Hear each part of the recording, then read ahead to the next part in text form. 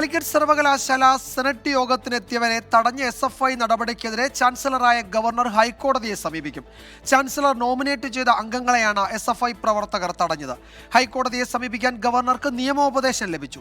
SFIക്കെതിരെ ഗവർണർക്ക് പരാതി നൽകിയെന്നും സുരക്ഷ ആവശ്യപ്പെട്ടിട്ടും വൈസ് ചാൻസലർ അക്കാര്യം പരിഗണിച്ചില്ലെന്നും പത്മശ്രീ ജേതാവ് ബാലൻ പൂതേരി ഉൾപ്പെടെയുള്ള സെനറ്റ് അംഗങ്ങൾ ആരോപിച്ചു.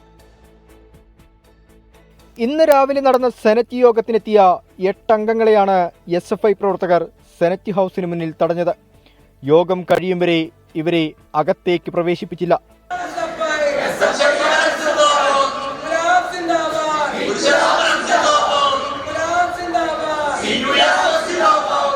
കഴിഞ്ഞ ദിവസം സുരക്ഷ ആവശ്യപ്പെട്ടിട്ടും vice chancellor doctor MK Jayaraj അക്കാര്യം അവഗണിച്ചെന്ന് സെനറ്റ് അംഗങ്ങൾ. ഏറ്റവും അത്ഭുതകരം അല്ലെങ്കിൽ ഞെട്ടിപ്പിക്കുന്നതായിട്ട് തോന്നിയത് കാലിക്കറ്റ് യൂണിവേഴ്സിറ്റിയുടെ സ്വന്തം സുരക്ഷാ ഉദ്യോഗസ്ഥരും അതുപോലെ തന്നെ കേരള പോലീസും സ്ഥലത്തുണ്ടായിരുന്നിട്ടും മറ്റു ചിലരാണ് സെനറ്റ് ഹൗസിലേക്കുള്ള പ്രവേശനം നിയന്ത്രിച്ചിരുന്നത് എന്ന് വളരെയധികം ഞെട്ടിക്കുന്ന കാര്യമായിരുന്നു. കടുത്ത ജനാധിപത്യ നിഷേധവും പൗരാവകാശ ലംഘനവുമാണ് സർവകലാശാലയിലുണ്ടായതെന്ന് കേന്ദ്രമന്ത്രി V മുരളീധരൻ പ്രതികരിച്ചു.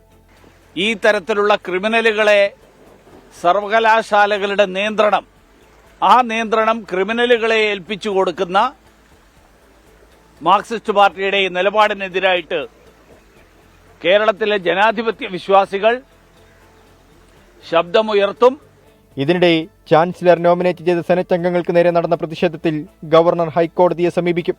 നിയമോപദേശം ലഭിച്ച പശ്ചാത്തലത്തിൽ കടുത്ത നടപടിയിലേക്ക് നീങ്ങാനാണ് ഗവർണറുടെ തീരുമാനം.